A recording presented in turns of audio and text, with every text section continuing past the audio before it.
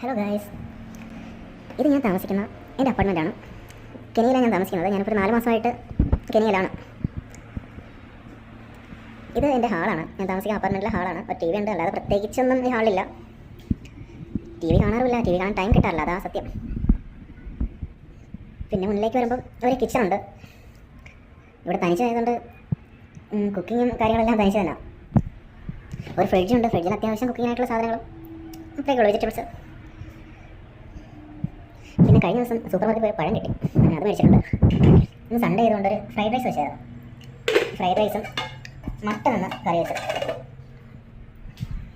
പിന്നെ അടുത്തതായിട്ട് നമുക്കൊരു ഒരു സ്റ്റോർ റൂം വരുന്നുണ്ട്. പ്രത്യേകിച്ചൊന്നുമില്ല. പിന്നെ മുന്നിലേക്ക് വരുമ്പോൾ ഒരു വാഷ്റൂം.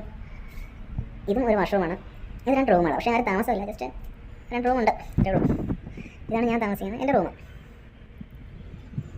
റൂമിന് പ്രത്യേകിച്ച് സാധനങ്ങളൊന്നുമില്ല. റൂമിന് പുറത്തേക്ക് നോക്കുമ്പോഴുള്ളൊരു കാഴ്ച എന്ന് പറയുന്നത് എന്താണ്, അടുത്ത് തന്നെ റോഡുണ്ട്. പിന്നെ ഇതാണ് ഞാൻ താമസിക്കുന്നതല്ല, ഞാൻ വർക്ക് ചെയ്യുന്ന കമ്പനിയായത്. RSA കെനിയൻ ലിമിറ്റഡ് എന്ന് പറയും.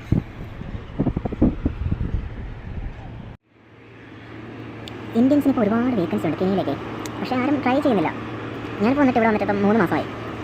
അത്യാവശ്യം എല്ലാവരും പറയുന്നത് വെച്ചാൽ ആഫ്രിക്കൻ കൺട്രിയിലെ സേഫ്റ്റി ഇഷ്യൂസ് അങ്ങനെയൊക്കെ കുറച്ച് കാര്യങ്ങൾ പറയുന്നുണ്ട്. പക്ഷേ ഞാനിവിടെ വന്നൊരു 3 മാസത്തെ എക്സ്പീരിയൻസ് എനിക്ക് ഇതുവരെ തോന്നിയിട്ടില്ല.